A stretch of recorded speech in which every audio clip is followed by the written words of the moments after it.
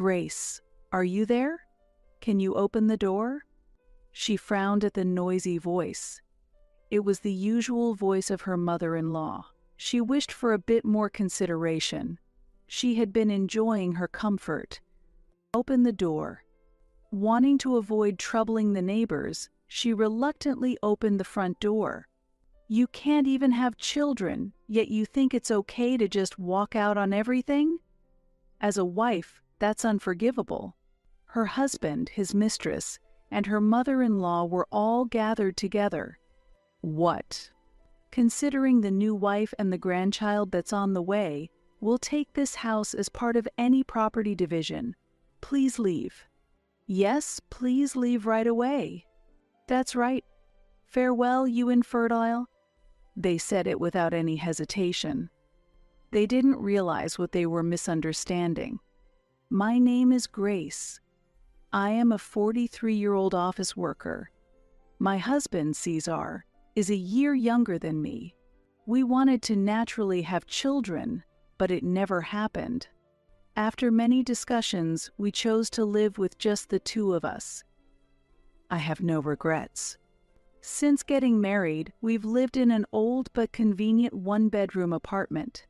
While living modestly, we save money for our own home. I recently transferred to the planning department at work, which I had always hoped for. The tough job in sales paid off, I was promoted smoothly, and I've become trusted within the company. For me, without children, my work is my passion. However, my husband was in a different situation. What? You quit your job again? Yes. Why did you do that without any discussion?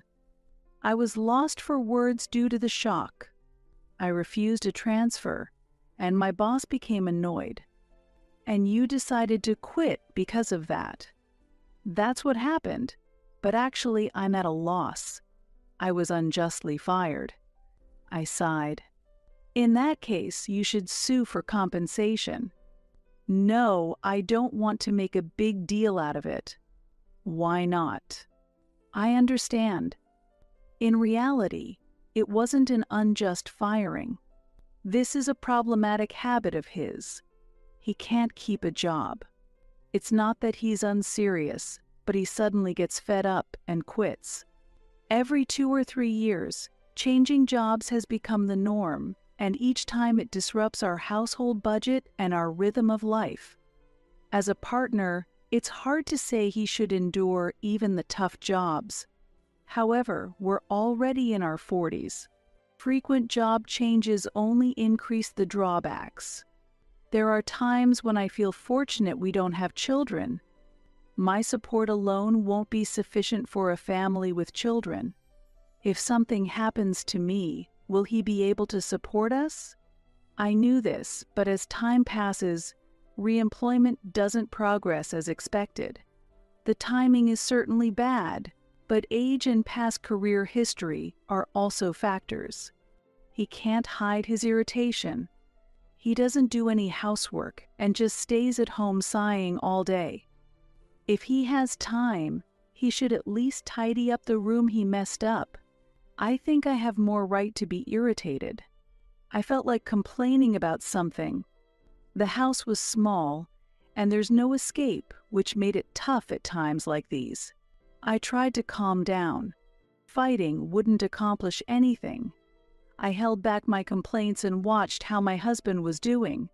The job he eventually secured was a contract position at a factory. It wasn't what he hoped for, but it was better than being unemployed. Let's move forward step by step again. We can overcome this if we're together. That's what I was thinking when I received a call from my mother-in-law. Hello, is this Grace? Mother-in-law, what's the matter? I've heard that you've been cold to Cesar. What? I was so surprised that I let out a strange sound. I didn't know what she's referring to.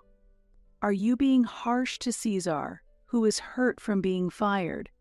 Please wait, mother-in-law. That's not the case at all. What in the world is she talking about? I want to ask her the same. Did you harshly tell him to find a job quickly or clean up? I didn't understand how it came to this. It's true that I have indirectly mentioned things like, "It would be nice if you could find a job soon, or please clean up the mess you made." However, I never spoke in a commanding tone. This is also one of my husband's troubling habits, reporting everything to his mother as soon as something happens. Moreover, he tends to exaggerate the facts. It's also a problem that my mother-in-law always believes him immediately, but I wonder when she will finally let go of her child. That's unfair. Caesar wouldn't criticize you, would he? There's no reason for that. Why would you say that? You think you shouldn't be criticized. Isn't it your fault you can't have children? What? There are things more valuable than a job. Regrets won't turn back time. Why is it considered my fault that we don't have children? It seems my husband is telling convenient lies. We agreed on this together, yet I feel betrayed. He might want to save face, but turning his mother against me to make me the villain is childish. As a couple who have been together for a long time, I believe we should maintain trust, so I decided to talk to my husband that night. Please don't exaggerate things to your mother. If you have any complaints, tell me directly. Let's do that considering our future, shall we? My husband, seeming uninterested, started fiddling with his phone during the conversation. Please listen. Be quiet. I'm getting a call from work. With that, he left the seat. The discussion did not continue afterwards, and he just disappeared into the bedroom. Was he in a bad mood, or perhaps tired from his job at the factory? It couldn't be helped. I had to try to talk to him again later, but the next day he avoided the discussion again, saying he was tired and sleepy. The following day, he returned home late at night from a welcome and farewell party at work. He spent the entire day in bed with a hangover. In the following days, he was late coming home due to overtime and social obligations. He is clearly avoiding the issue. He intends to leave things ambiguous, but that won't solve anything. The baseless accusations from my mother-in-law are painful. I rubbed my eyes as I waited for my husband to return. We shouldn't keep postponing the problem. One late night, my husband returned home in a good mood, humming, "Welcome back. You're up? What a surprise. What's up? Did something happen? I was waiting for you, Caesar." "What?" He looked annoyed. "Why are you avoiding this? You're being noisy. You're acting strangely. You're persistent. If there's something, just write it down on a note." "A note? You mean we don't have to talk directly?" "Yeah. Are you still hung up on that old issue?" Really persistent. I was stunned by his words. Has he forgotten our marriage vows? He nodded when I said that an ideal couple understands each other. "I used to like your seriousness, but now you're inflexible and oppressive. If you don't want to lose me, you need to change your attitude. There are plenty of other women." "What do you mean?" "Just what I said. Are you having an affair? I've been harboring doubts about my husband's recent behavior. Are you joking? What have I done wrong? I'm telling you, you're being annoying. Do you want a divorce?" "Don't use that kind of language." My husband clicked his tongue. He pulled a green paper from his bag and thrusted it at me roughly. It was a completed divorce form. "Why do you have this?" "I was asked to fill it out." "By whom?" "You should be able to guess." "No, I don't understand." "There's a woman who wants me to submit it." I was at a loss for words. Was my husband asked by his affair partner to write this divorce form? Don't act so high and mighty when you understand. You're useless without me. My hands trembled as I clutched the divorce form. My heart rate increased. What time do you think it is? I'm going to sleep. You should cool down somewhere else. My husband disappeared into the bedroom. I stared at his name written on the divorce form. What emotions did he have while writing this? Was his late return that day because he was spending time with his affair partner? I felt foolish for having supported his new job. My head spun and I felt dizzy. I couldn't think of anything. As he suggested, I decided to cool my head. I quietly gathered all my essentials and left the house. A month later, I have not returned home since that day. I tried to contact my husband a few times, but there was no response. My room was quiet and comfortable. It helped me relax and settle down. The sunlight streaming through the window brightened the room, which still lacked furniture, and added light to the living area. The ventilation was also good. When the cool air touched my cheek, I naturally took a deep breath, and the scent of wood was soothing. Just then, "Grace, are you there? Can you open the door?" I frowned at the noisy voice. It was the usual voice of my mother-in-law. I wished for a bit more consideration. I had been enjoying my comfort. Open the door. Not wanting to trouble the neighbors, I reluctantly opened the front door. "I finally found you. It's been a while," said my mother-in-law cheerfully. I pushed back as she tried to barge in. "Wait, please." "What's wrong? What happened? Can't you see? I don't want to let you in." "Well, you're quite something, aren't you?" Surprisingly, my husband was standing behind his mother, who is the young woman next to him. "The new house smells nice. I like it. It's lovely." The three of them tried to enter the house as if it were the most natural thing in the world. It was incredibly audacious. "Wait a minute. How did you find out where I live?" "Why do you ask that?" "Answer my question first. Why are you being so harsh with Caesar?" "What? Leaving everything and walking out of the house like that is unacceptable for a wife. Moreover, the reason being you don't like Tana." "Tana. So that's the young woman's name. I see. My mother-in-law approves of her. Did she say I left the house?" I felt forced out, practically evicted when my husband told me to leave. My husband, standing close to the young woman, looked at me provocatively. "It's a pretty good house. The number of rooms is suitable, and your taste in interior isn't bad either. I'll forgive you for buying a new house on your own." "What?" "But it's impossible for us to live together. Your infertility has been frowned upon by society." "I'm sorry, what do you mean?" "You should be grateful for the time we spent together." "What?" I was confused and unable to understand what they were trying to say, tilting my head in bewilderment. "Caesar, Tana looks tired and wants to sit down." "That's right. Sorry, Tana." "Grace, provide Tana a place to sit inside the house." "What? No." "What? Didn't you know? Tana is pregnant with Caesar's child." "Pregnant? I hadn't heard about that." Yet, surprisingly, my heart remained calm. I wonder why.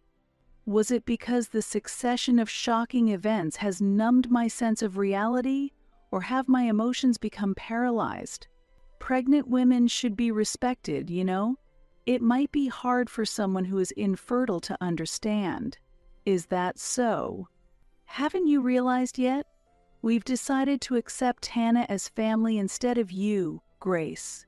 We want you to give up this house as part of the property settlement and leave. Yeah, get out quickly. Yes, it must have been hard for you, being infertile. They said it without any hesitation. They didn't realize their own misunderstanding. I cannot give this house as part of any property division, especially since it is my own house that you are asking me to leave from. What? Moreover, we are already divorced, aren't we? What? My husband and mother-in-law were shocked. Was it really that surprising? I had already submitted the divorce papers he filled out. Grace, what are you talking about? We were supposed to start a new life together. I have no such intention. My mother-in-law panicked and my husband became furious. Why would you say such a thing? I bought this house with my own money. What? Their disbelief was astounding. It seems he hadn't read a single email I sent. Do you really know nothing? The night my husband handed me the divorce papers, the days of endurance I had suffered through were released in an instant, enveloping me in joy. My heart was filled so much that I couldn't think of anything else. Could I now live freely? At that moment, my head spun with excitement. I signed the divorce papers with anticipation and submitted them early the next morning at the courthouse. I divided our joint savings in half and transferred it to my husband's account. Given our previous earnings, the savings were almost entirely mine, but I wanted to avoid any conflict.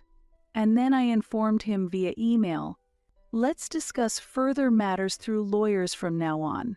With the divided savings and a recent bonus, I acquired a new house, covering the remainder with a loan. You won't be able to get a loan. What are you talking about as a housewife? I was surprised at my husband's condescending remark. You would have a hard time getting a loan too, with all your job changes. What? You don't understand our finances. My salary is more than double yours. Perhaps hurt in his pride, my husband's face turned red and he trembled. Tana seemed taken aback. Caesar, I thought I'd be living in a brand new house, she exclaimed. Calm down, Tana. My ex-husband was in disarray. I had been the one supporting our household finances. It's unbelievable that the new wife and mother-in-law would end up living together. Grace, said my former mother-in-law, filled with anger. This is unacceptable. It's like fraud. Well, who wrote the divorce papers first? It was she, the new wife standing here, who pushed for it, thinking she would support you in the future. It's good that you have a grandchild coming. No, I will take this house, my former mother-in-law said aggressively, breathing heavily. How arrogant. That's not possible. It's a waste for you, Grace, to use this large house alone, isn't it? Actually, I plan to live here with my parents in the future. What are you saying? Even though you're just a daughter-in-law. No, I'm no longer your daughter-in-law. I have nothing to do with you anymore. I might have new encounters, but I didn't mention that to them. What are we going to do? I thought I was going to live in this house, my former mother-in-law said, disappointed. What happened to the apartment you used to live in? I asked. We sold that old property. You sold it. Yes, when I saw you moving appliances into this new house, I immediately contacted Caesar, and we decided we would live here. So that was the situation. The only place left is the small, old one-bedroom apartment I used to live in. I felt no sympathy to them. Unlike a strong-willed career woman like you, Grace, I was hoping for a stable retirement with a compliant new wife and a grandchild and a new house. She was disappointed. Why would she say such things? I had no choice but to work hard because my husband was unreliable. I'm disappointed. But I'm going back to tell Daddy everything, Tana said defiantly, unabashed. Wait, if Dad gets angry, it'll be a mess. You better take responsibility. Please, Tana, don't do that. The reason my husband impregnated the young woman was that she was a company clerk who, emboldened at a company drinking party, quickly became involved with him. She wasn't just an employee. She turned out to be the daughter of the factory manager. Coming from a flashy high school background, She had no prior experience with men. My husband was her first, and she didn't know he was married. When she later found out he was married, she believed the classic line, "It's over with my wife. I'll get a divorce soon," and she prepared the divorce papers to give to him. She could potentially be a very thoughtful and good wife. I wish her luck. So, that's settled then. I'll leave the rest to you. Wait a minute. I felt fear as my husband tried to leave the front door open. Grace, don't you feel anything for mothers? What do you think about the life that's about to be born? Grace, if you can't pay the property division, give this house as a gift for the baby's birth. Facing my desperate ex-husband and former mother-in-law, I smiled warmly and said, "Congratulations, goodbye." I closed the door coldly and locked it. I had planned to leave it to my lawyer, but things didn't go as smoothly. Given their audacity in demanding someone else's house, they weren't likely to back down easily. Whenever my ex-husband sent bitter emails, I replied, "Please contact my lawyer," and ignored everything else. But the problem was my former mother-in-law. When she left long messages on the answering machine, it was truly exhausting. "Because of you, Grace, I have no house now. At least find me another apartment. This house is too small and cramped." When I tried to get the new wife to do household chores, she told me to do it myself. What should I do now? I often feel like deleting these voicemail messages right away, but they might be useful, so I've decided to save them. The demands may increase. After all, they are quite intrusive people. One day, a visitor appeared at my home unexpectedly. The doorbell rang without any prior appointment, and thinking it could be my ex-husband, Caesar, or his mother, I clutched my phone, debating whether to call the police as I opened the door. However, a man with piercing eyes and a stern face stood before me. I tensed up. I felt like I had seen him somewhere before, but I couldn't possibly know such a menacing man. It might even be a scam disguised as door-to-door sales. "Who is it?" "I'm Smith, the factory manager." Hearing this, I suddenly remembered. He's Tana's father, the factory manager. I remembered that she had been trying to discuss this matter with her father. Caesar and Tana appeared behind Mr. Smith, both smiling. It seemed they had brought a powerful ally. "Please, Dad, tell her. Father-in-law, please teach her a lesson." Mr. Smith's face was marked by frowning and his lips downturned in anger. I was contemplating how to handle any demands for compensation or support for the pregnancy. I decided to call the police and was looking at my phone when, at that moment, this time, "Yes, what is it?" Mr. Smith said very loudly, "I'm truly sorry." After saying that, the factory manager, Mr. Smith, grabbed the heads of my ex-husband, Caesar, and Tana forcefully, apologized to her properly. "What?" "It hurts. My neck is going to break." "Dad, what are you doing? This isn't what we talked about." I watched the scene in astonishment. What was happening? Don't misunderstand. I brought you here to apologize to her. What? "I'm truly sorry. I heard that my daughter stole your husband and then even demanded your house." "Yes, that's correct." Caesar and Tana began to look unsettled. "Dad, you knew about this." "Yes. All that talk about being deceived or having your house taken away was all lies, wasn't it?" "Where did you hear that?" "Your mother told me everything." Mr. Smith, visibly angry, clenched his teeth. According to him, my former mother-in-law had been pressuring him, saying, "Now that your daughter has taken my son, we should get along as relatives, in various aspects. You can satisfy us by buying us an apartment. Of course, you are free to visit any time." Of course, Mr. Smith firmly refused. I was dumbfounded by such audacity. The person who said that was my former mother-in-law, always making convenient stories. I am disappointed in you and your mother. How could this be?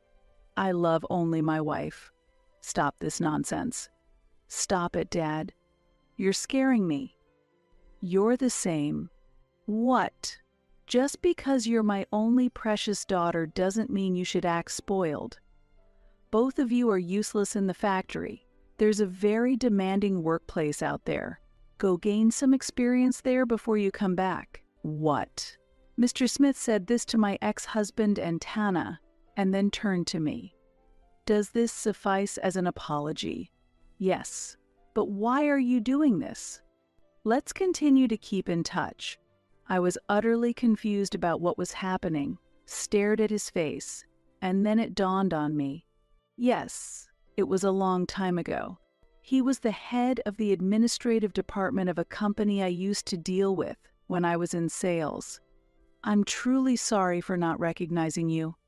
Due to a business merger, I'm now managing a newly built factory. It's understandable you didn't recognize me. I see.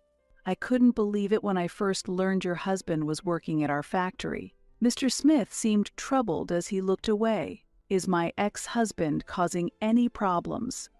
He has a poor work attitude, doesn't learn his duties, and takes days off without permission.